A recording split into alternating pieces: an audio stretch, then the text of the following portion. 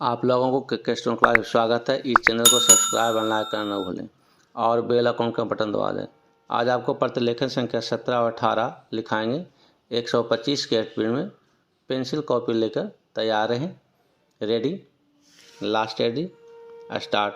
बहनों, भारतीय स्त्री जाति की प्राचीन गौरव, गरिमा एवं उच्च परंपराओं को ध्यान में रखकर न केवल आपको शिक्षित होना है, बल्कि शिक्षा समाप्त करने के पश्चात पुरुषों के साथ सहगामिनी बनकर आपको सब दिशाओं में कदम बढ़ाना है। स्वतंत्रता प्राप्ति के बाद अब राष्ट्र के नवनिर्माण के काज में आपको भी उचित रीति से भाग लेना चाहिए।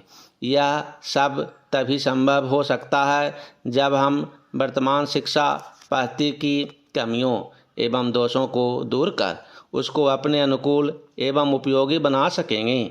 इस संबंध में भी देश में परस्पर विरोधी विचारधाराएं प्रचलित है।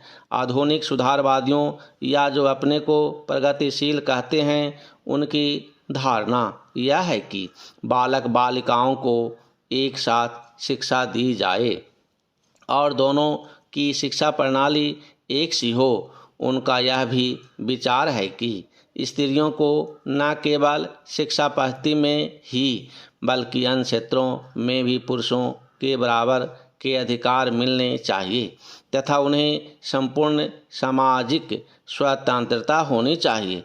उन्हें समाज के समस्त व्यवसाय और व्यापारों में समान रूप से भाग लेना चाहिए और शिक्षा प्रणाली की रचना इन सब के अनुकूल होनी चाहिए। दूसरी ओर कट्टरपंथियों के विचार इनके विपरीत हैं। इस प्रकार स्त्री शिक्षा और अन्य बातों के संबंध में हमारे देश में वर्तमान समय में परस्पर विरोधी विचारधाराएं प्रचलित हैं। इन दोनों में से कौन सी विचारधारा उपयुक्त हो सकती है और किसके द्वारा हमारी संस्कृति एवं सभ्यता फल फूल सकती है, इस पर हमें ध्यान देना आवश्यक है। जहाँ तक मेरा अपना विचार है, मैं समझता हूँ कि हमारे लिए इन दोनों के बीच के मार्ग को अपनाना श्रेयस्कर होगा। पहला चेंज, वर्तमान शिक्षा पद्धति के आदर्श एवं उद्देश्यों में जो दोष पाए जाते हैं, उनके अतिरिक्त वह बहुत महंगी सिद्ध हो रही है। प्रतिवर्ष हम अपने शिक्षालयों द्वारा हजारों विद्यार्थियों को तैयार करते हैं, जिनमें से बहुतों को नौकरियां न मिलने पर जीविका चलाना बहुत कठिन हो जाता है। इस प्रकार हम अपने शिक्षालयों द्वारा जहां काफ़ी संख्या में विद्यार्थी बेकार तैयार होते देखते हैं, वहां फैशन परस्त भी तैयार होते देखते हैं। हमारे साधारण गृहस्थ घरों की लड़कियां जब प्रारंभ में आधुनिक शिक्षालयों में प्रवेश पाती हैं, तो धीरे धीरे वे भी वहाँ की फैशन परस्ती की शिकार हो जाती हैं और सुंदर सुंदर बहुमूल्य साड़ियाँ एवं भांति भांति की साज श्रृंगार की वस्तुओं की नकल करने लगती हैं, जिससे अपने माँ बाप या अभिभावकों को पर्याप्त मात्रा में व्यय कराने के संकट में डाल देती हैं। ऐसी शिक्षा प्राप्त कर जब वे स्कूल या कॉलेज छोड़कर जाती हैं, तो उनका जीवन भार स्वरूप होने का भय रहता है, क्योंकि जीवन के कार्य क्षेत्र में वह अपव्ययी शिक्षा पद्धति धनोपार्जन के उपयुक्त सिद्ध नहीं हो सकती। यह नौकरी की आशा भी पूरी नहीं कर सकती और अंत में यह शिक्षा उनके लिए निकम्मी मालूम पड़ती है। इसलिए हमें सचेत होकर सोचना है कि क्या वर्तमान शिक्षा पद्धति की हमारे लिए उपयुक्त है। पहला चेंज, महोदय, कुछ समय बाद जैसे ही समाचार पत्रों में बहुत से लोग काम करने लगे और प्रकाशन कार्य के लिए व्यवसाय यंत्रों की आवश्यकता पड़ी, इस कार्य ने उद्योग का रूप धारण किया। निःशुल्क प्रचार अथवा सेवा की भावना अब अव्यावहारिक जान पड़ी और प्रायः लुप्त हो गई। समाचार पत्र उद्योग का यह विकास संभवतः स्वाभाविक है और आधुनिक विचारधारा के अनुरूप, फिर भी यद्यपि पत्रों का प्रकाशन एक उद्योग के रूप में होता है। समाचार पत्र स्वदेश, राष्ट्र सेवा की भावना तथा नैतिक दायित्व से एकदम मुंह नहीं मोड़ सकते। यह भी स्वीकार करना होगा कि इस उद्योग की यथोचित उन्नति के लिए यह आवश्यक है कि दूसरे उद्योगों की भांति यह भी उन सभी साधनों से संपन्न हो जो अन्य उद्योगों ने या तो प्राप्त कर लिए हैं या वे उनकी प्राप्ति के लिए प्रयत्नशील हैं। इसलिए यह सभी के हित में है कि समाचार पत्र उद्योग उन्नत हो और इसका आधार अधिक से अधिक ठोस हो।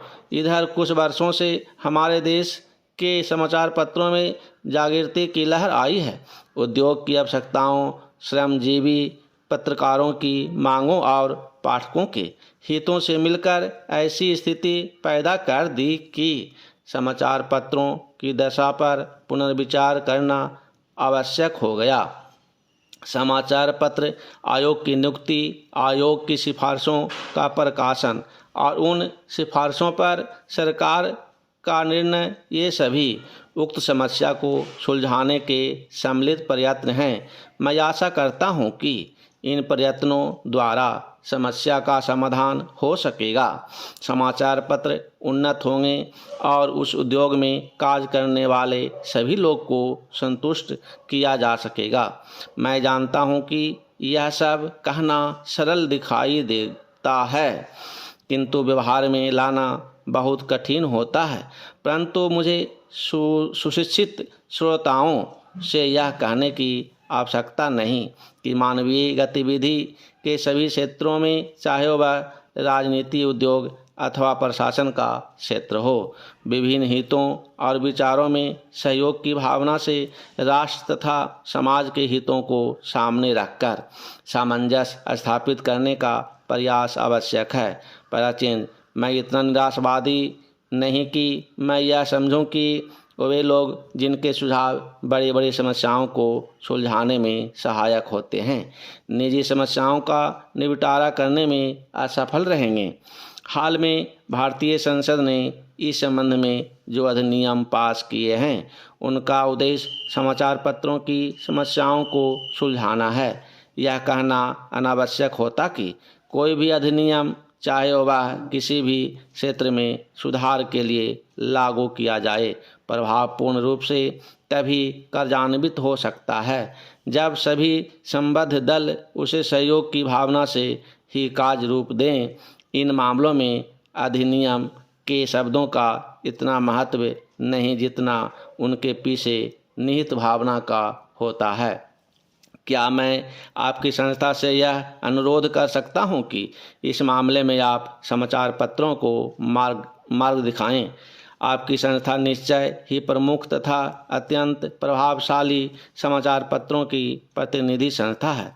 प्रायः सभी बड़े समाचार पत्र आपके सदस्य हैं। समाप्त। डिक्टेशन अच्छा लगा हो तो सब्सक्राइब एंड लाइक करना ना भूलें।